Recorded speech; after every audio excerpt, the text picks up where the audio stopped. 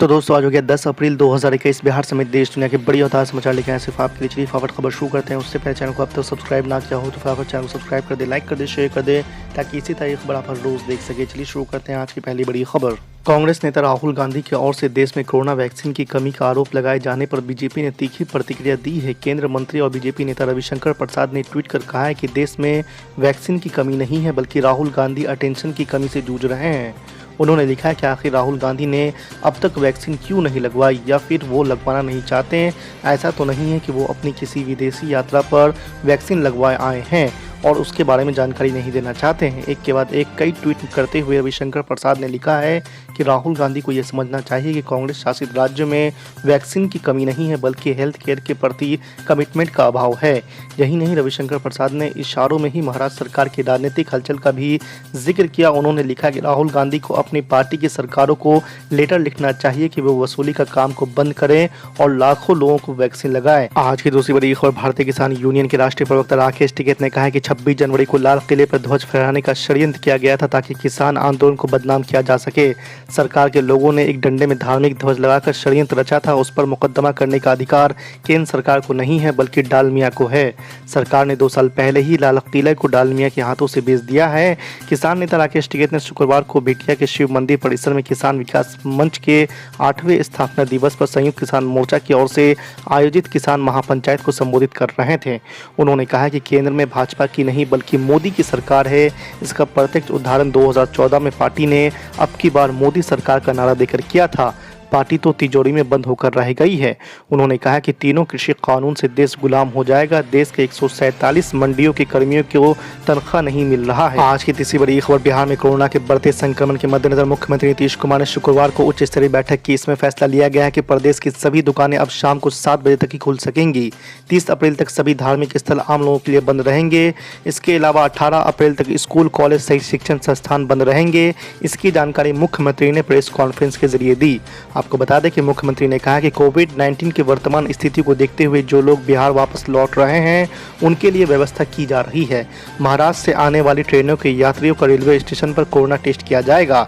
School college को 11 अप्रैल तक बंद रखने के आदेश को एक और हफ्ते के लिए बढ़ा दिया गया है। मुख्यमंत्री ने कहा है कि मैं सभी आयु वर्ग के पत्रकारों के टीकाकरण के पक्ष में हूँ। वे समाचारों को कवर करने के लिए हर जगह जाते हैं और उन्हें फ्रंटलाइन कार्यकर्ता में शामिल करना चाहिए। नीतीश कुमार ने बताया कि 30 अप्रैल तक सभी धार्मिक स्थल आम लोगों के लिए बंद रहेंगे। आपको बता दें कि वहीं बिहार आपदा प्रबंधन के प्रधान सचिव ने कहा है कि सभी दुकानों को शाम 7 बजे तक खोलने की अनुमति है। रेस्टोरेंट, ढाबा और होटल को इसमें छूट दी गई है और इनमें केवल 25% बैठने की क्षमता का ही इस्तेमाल होगा। सिनेमा हॉल, सार्वजनिक परिवहन 50% क्षमता का उपयोग कर सकता है। आवश्यक सेवाओं में छूट दी गई है। आज की चौथी बड़ी खबर। पश्चिम बंगाल के मुख्यमंत्री ममता बनर्जी ने शुक्रवार को अमित शाह पर दंगे भड़काने की कोशिश करने का आरोप लगाया है। ममता बनर्जी ने कहा कि प्रधानमंत्री नरेंद्र मोदी अमित शाह को काबू में रखे, नहीं तो वो बंगाल में दंगे भड़का सकते हैं। ममता बनर्जी ने अमित शाह को गुंडा और दंगाबाज बताया और कहा है कि वो बाघ से भी ज़्यादा खतरनाक है। आपको बता दें कि ममता बनर्जी पूर्वी बर्धमान जिले में एक रैली को संबोधित कर रही थी। उसी दौरान उन्होंने ये बात कही है।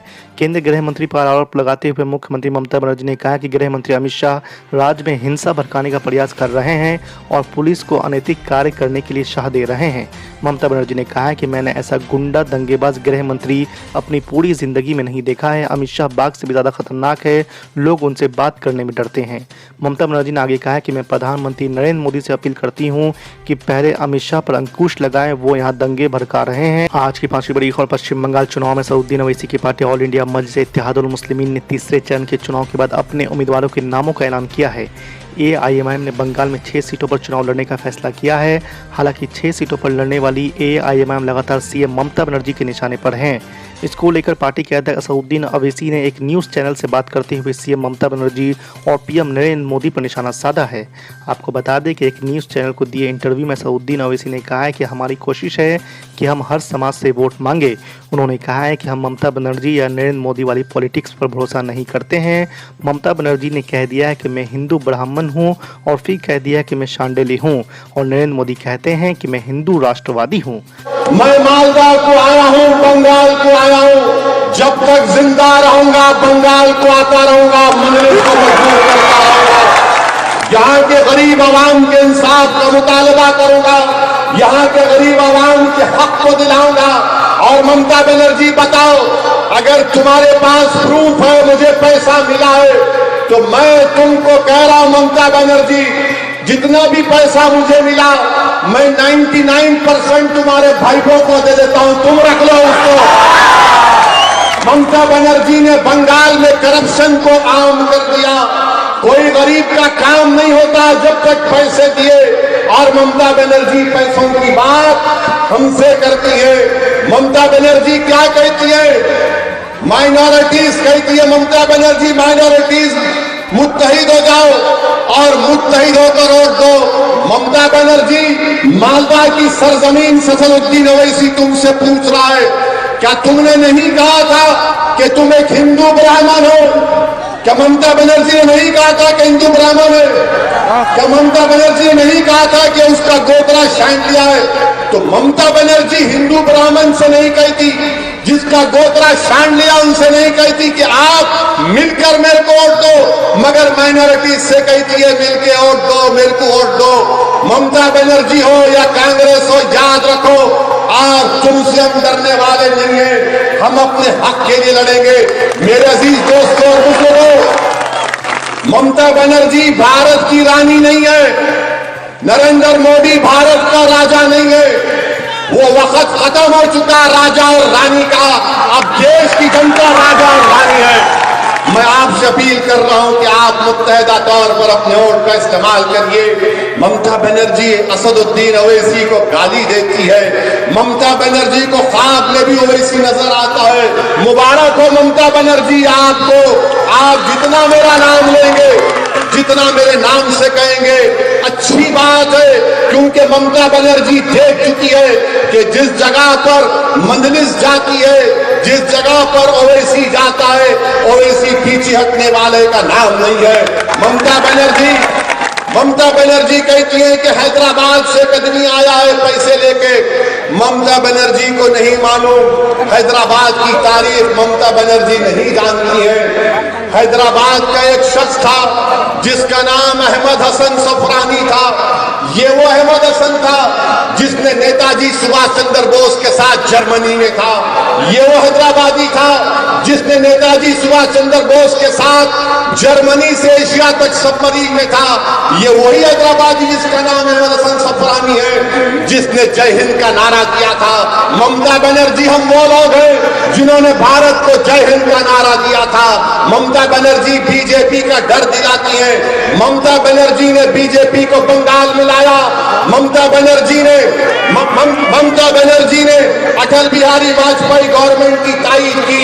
ममता बनर्जी ने आरएसएस से समझौता किया। 5 साल पहले जब यहां पर असेंबली इलेक्शन हो रहे थे तो ममता बनर्जी और बीजेपी का अलायंस था।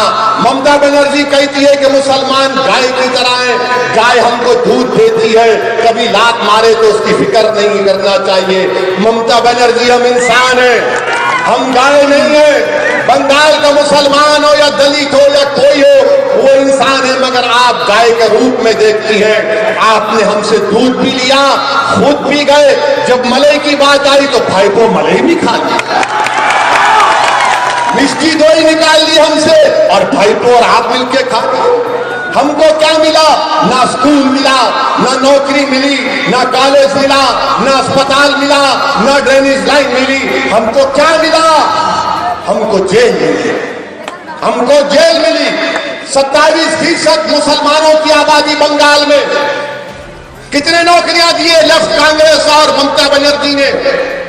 6% नौकरी गवर्नमेंट में। कितने जेल में? 37%, 37%।